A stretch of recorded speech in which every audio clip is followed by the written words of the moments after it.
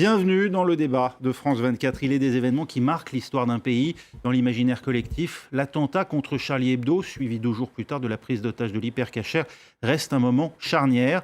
L'instant où la France bascula dans ce qui allait devenir la vague terroriste la plus sanglante qu'ait connue le pays depuis l'après-guerre.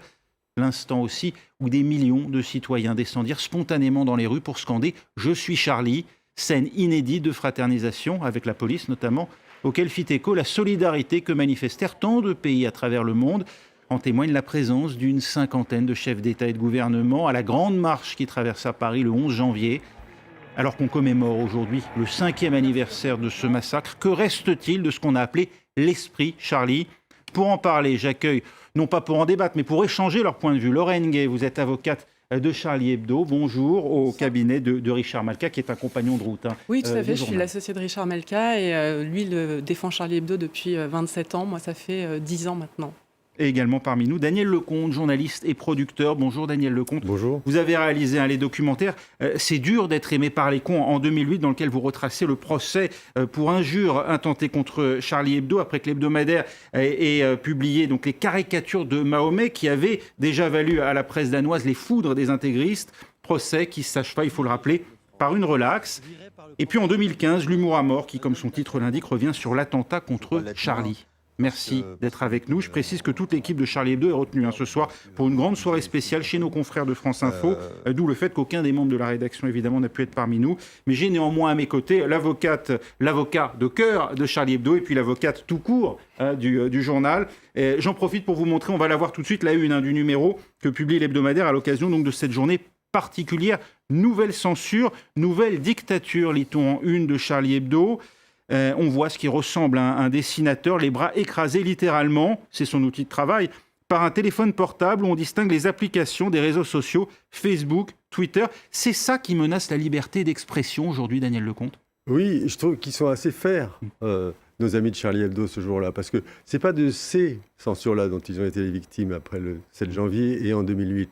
C'est des censures plus directes. Nous aurons probablement l'occasion d'en reparler. Mais effectivement, ces nouvelles censures sont aujourd'hui très importantes. C'est qu'on sait très bien de la façon dont on peut être manipulé aujourd'hui, dont l'opinion peut être manipulée par les réseaux sociaux. Enfin, c'est quelque chose de quotidien. Et donc, je pense que oui, ils ont raison de faire cette une-là. Et c'est d'ailleurs, une fois de plus, une façon pour eux d'être en avance sur tous les autres médias de leur temps. Une tribune pour les corbeaux de l'ère moderne. Alors, c'est non pas l'anonymat, c'est le pseudonymat, mais qui néanmoins garantit une forme d'impunité aujourd'hui à ceux qui menacent la liberté de penser ou la liberté de la presse. Oui, tout à fait, parce qu'en fait, on se réfugie derrière son smartphone, derrière sa tablette, et ça permet de balancer des propos qui peuvent être diffamatoires, injurieux, et ça dans un sentiment de totale impunité. Et ça, vos clients aujourd'hui, Charlie Hebdo, bien sûr, se sentent menacés aujourd'hui par ces anonymes ou ces pseudonymes. Charlie Hebdo est aujourd'hui, et depuis les attentats, et bien avant même, la cible de propos injurieux, diffamatoires, de propos faisant l'apologie d'actes terroristes ou de propos incitant à la violence envers la rédaction. Et régulièrement, à la faveur de une qui va un peu plus heurter les uns ou les autres, ils sont l'objet de salves de messages de cette nature. Donc, ils font un principe de déposer une plainte pour poursuivre ces propos. Le parquet, la justice fait bien son travail et parfois on arrive à identifier les personnes qui sont derrière ces smartphones et qui écrivent ces choses avec ce sentiment d'impunité totale que permettent aujourd'hui les réseaux sociaux. Alors c'est vrai, il y en a eu des unes qui ont suscité la controverse. Daniel Lecomte, vous voulez réagir ? Vous savez, ce philosophe allemand qui s'appelle Sloterdijk disait une chose très juste à propos là de la critique culturelle, mais ça vaut pour tout le reste. Il parlait de retour du pilori. Vous savez, au Moyen-Âge, quand on voulait juger les gens, on ne les jugeait pas, on les attachait à un poteau et on leur crachait dessus. Et ben, aujourd'hui, si vous voulez, Internet, c'est une partie de l'Internet sert à ça. C'est-à-dire qu'on peut salir les gens en toute impunité. À l'époque, Sloterdijk parlait de la populace, mais d'une certaine manière, c'est ce qui est aujourd'hui, ce qui se passe. Et on salit la réputation d'un certain nombre de gens sans aucune retenue.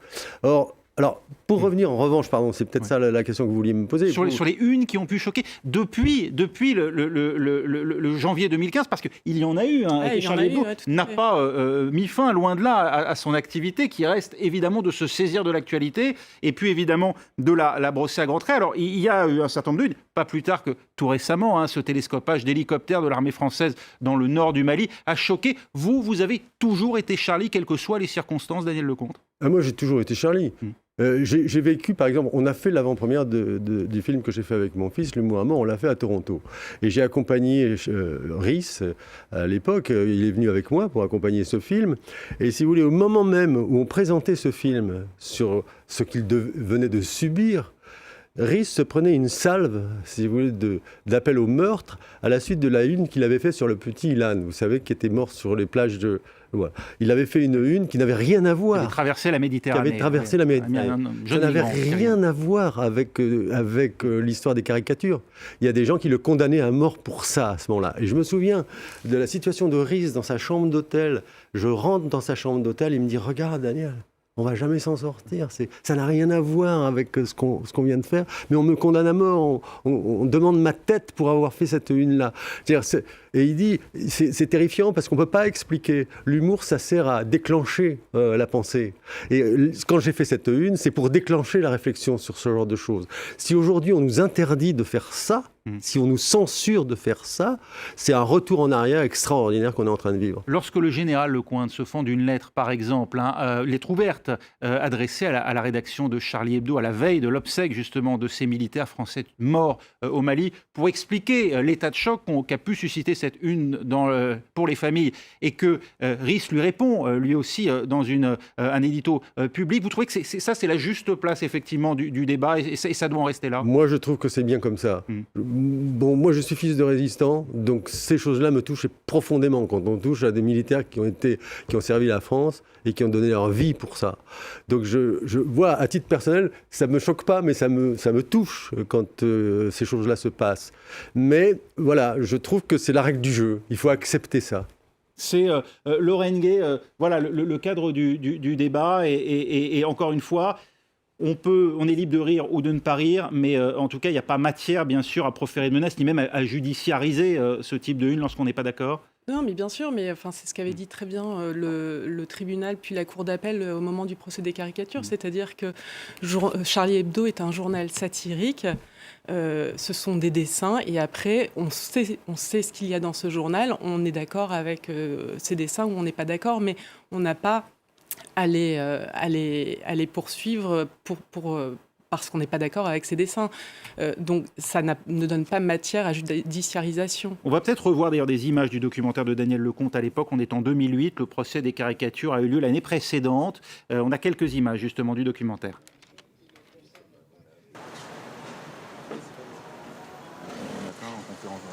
Cabu est arrivé en nous disant il y a un problème à François, il y a des dessins qui devaient être parus, qui devaient être publiés, et puis le directeur a été viré. Viré, Jacques Lefranc. Viré par le propriétaire du journal, un homme d'affaires franco-égyptien. Mais Lefranc a eu le temps de publier les caricatures dans le numéro daté du 1er février 2006, avec ce titre en une « Oui, on a le droit de caricaturer Dieu ». Et c'est là qu'on a réagi, on s'est dit, mais c'est... Alors on le voit à l'époque, plusieurs journaux se saisissent de ces caricatures danoises qui ont fait scandale. Pourtant, il n'y a que Charlie Hebdo qui fait l'objet de ces critiques, de ces accusations, de ces menaces plutôt. Oui. Comment vous l'expliquez, Daniel Lecomte? Pour une raison assez simple, parce qu'ils n'étaient pas nombreux, les journaux qui se sont livrés à ce genre à ce courage-là, qui ont fait preuve de ce courage-là. Il y a eu Charlie Hebdo, il y a eu François, et il y a eu l'Express. L'Express de Denis Jambard, qui a d'ailleurs payé son engagement dans cette affaire de son départ de la direction de l'Express à l'époque. Tous les autres journaux qui ont été consultés, qui ont été sollicités pour participer à cette défense de la liberté d'expression, ont refusé de publier les caricatures. Et donc je pense que c'est une des tragédies de cette histoire qui nous met en cause, nous, journalistes, au sens global. Qu'on soit sympathisant ou pas sympathisant de Charlie. Si l'ensemble de la presse, à l'époque, avait décidé de publier les caricatures, je peux affirmer sans trop risqué de me tromper, que Charlie Hebdo n'aurait pas été victime le 7 janvier 2015 d'un attentat. On a rendu Charlie Hebdo vulnérable en l'isolant ? Ben oui, parce que d'une certaine manière, si vous voulez, c'était la cible idéale. En plus, pour un certain nombre de journalistes, Charlie Hebdo, c'est pas des journalistes nobles. Ils font pas partie de cette... C'était vu comme des potaches. Voilà, c'est des potaches. Voilà, enfin, il y a un certain mépris, une certaine hauteur des journalistes à considérer, si vous voulez, des dessinateurs de presse comme des journalistes à part entière. J'ai coutume de dire que dans cette affaire, ils sont l'honneur de la presse. Ils ont été l'honneur de la presse française. Ils ont fait le travail que les autres journalistes n'ont pas fait à cette époque-là. Et rien que pour ça, aujourd'hui, le 7 janvier 2020, les journalistes que nous sommes devrions tous, dans leur ensemble, de leur rendre hommage. J'ai été, moi, et j'en profite de l'antenne que vous me donnez, j'ai proposé, en tant qu'ancien prix Albert Londres, j'ai proposé au jury Albert Londres de faire de la rédaction de Charlie Hebdo les lauréats de ça le 7 janvier 2015. On m'a répondu que non, c'était pas prévu par les statuts. Donc si vous voulez, ça me paraît, je réitère cette demande publique qu'aujourd'hui, le jury Albert Londres fasse de Charlie Hebdo le prix Albert Londres de l'année 2015 à titre rétroactif ou bien de l'année 2020. Pour le 5e anniversaire, que ceci ne tombe pas dans l'oubli, mais dans le travail de mémoire. Le message est passé. Cet isolement que vous décrivez entre 2008 et 2015, dont vous dites qu'il est peut-être un des facteurs justement de 2015, vous le déplorez par la suite aussi, c'est-à-dire qu'on a beaucoup parlé de cet esprit Charlie, de ces 4 millions de personnes qui avaient défilé à travers la France. Vous trouvez qu'ensuite, les rangs se sont un peu clairsemés autour de Charlie Hebdo ? Oui, je veux dire, 4 millions de personnes dans les rues de France, c'est inédit dans notre histoire. Ça ne s'est jamais passé. Jamais. Même les grandes manifestations de la Libération en 1944, jamais il y a eu autant de monde dans les rues de France pour appuyer un mouvement comme celui-là. Quelques jours après, à peine quelques jours après, un certain nombre d'intellectuels, de journalistes dont je ne citerai pas les noms parce que, voilà, ça n'a pas grand intérêt, ont commencé à salir la mémoire de Charlie Hebdo. Comment ? Par exemple, en leur cherchant des poux dans la tête, en disant qu'il y avait des histoires d'argent qui n'étaient pas claires. Et la presse la plus honorable s'est fait le vecteur de ce genre d'informations. Riss lui-même reconnaît aujourd'hui que les montants qui ont été donnés à l'époque par un certain nombre de lecteurs à Charlie Hebdo pour lui permettre de survivre ont pu monter à la tête de certains. Oui, à l'intérieur, oui, de ceux qui se sont transformés en ses ennemis, en ses adversaires. Heureusement, Dieu merci, Riss a gagné. Parce qu'il a maintenu, si vous voulez, le journal que l'on aime. Voilà. Et donc, c'est grâce à ça qu'aujourd'hui, Charlie subsiste.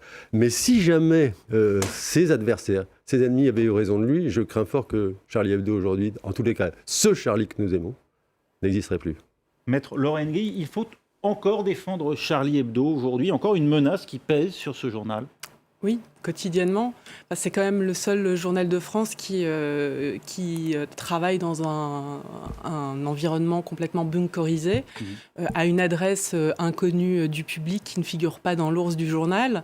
C'est un journal qui vit sous protection policière, une protection que le journal est obligé de financer. Alors pour la première fois cette année, le journal va toucher une subvention publique et c'est une rédaction qui est sous pour assurer la sécurité de ses membres. Jusqu'à présent, c'était autofinancé. Exactement. Ouais. Et puis les journalistes qui sont placés sous protection judiciaire de manière quotidienne, jour et nuit. Riss expliquait ce matin à la radio sur France Info qu'il n'a plus pris le métro depuis bien avant 2015. Il ne doit plus connaître le prix d'un ticket de bus. Depuis le 7 janvier 2015. Oui. Depuis ce jour où il est venu. Et d'autres étaient protégés avant, c'était le cas de Charb par exemple. C'était le cas de Charb qui est resté protégé jusqu'à la fin, les autres ayant renoncé au fur et à mesure à cette protection. Mais oui, c'est-à-dire qu'on a une rédaction qui est complètement sous protection policière et qu'il faut défendre par ailleurs parce que les menaces persistent quotidiennement. Les menaces, elles sont d'ordre physique. Est-ce qu'elles sont d'autres types ? Est-ce qu'il y a des menaces d'attaque, des menaces de procès, justement, sur des dessins qui pourraient être publiés ? Alors, on a encore quelques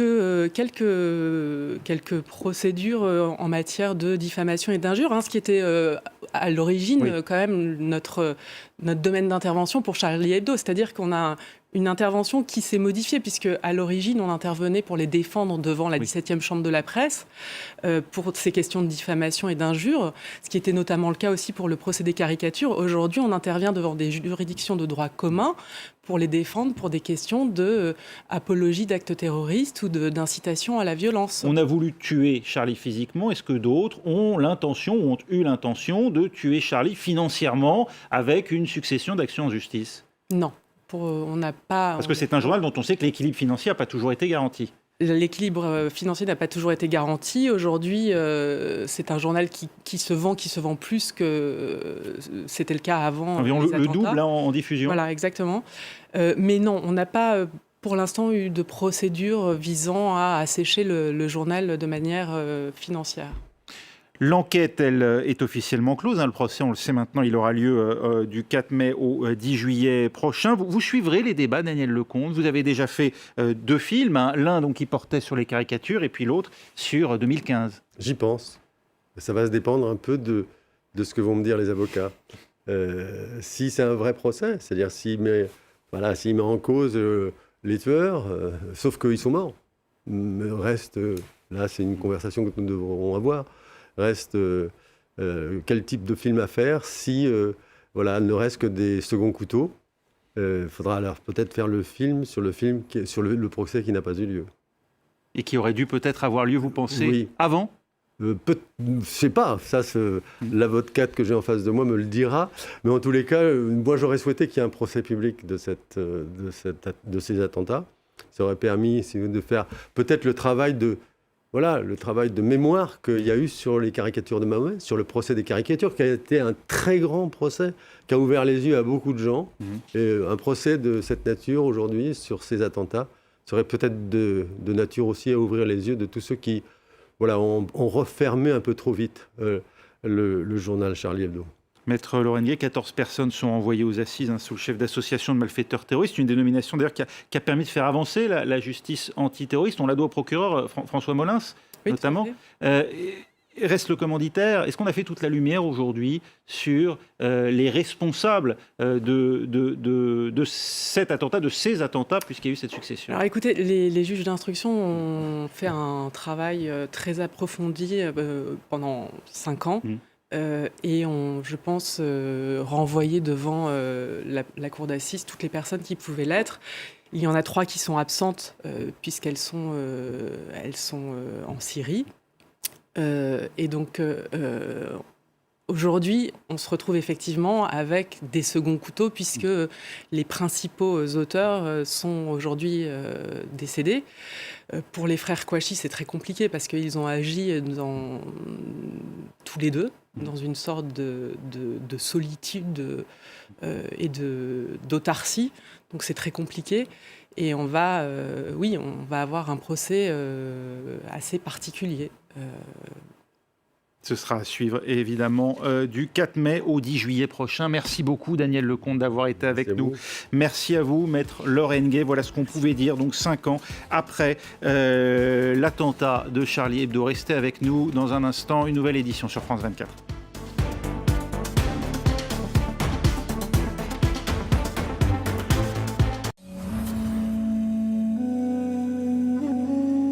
أنا اسمي زاهر سلامي أنا وزوجتي وولادي طلعنا من سوريا مجلس الأعلى للاجئين ليبت بأمر ترحيلكم انتو 6 عائلات تجربة بدهم يبعتوكم على سوريا بخاف شو حسيت إذا رح نموت وين سوريا آمنة؟ سوريا مستحيل يعني واحد بيروح على الموت بيجريه مستحيل يعني أنا مستعد شو بدي أقول لك يعني انتحر ولا أرجع. Au cœur d'une famille syrienne déportée au Danemark. Reporter sur France 24.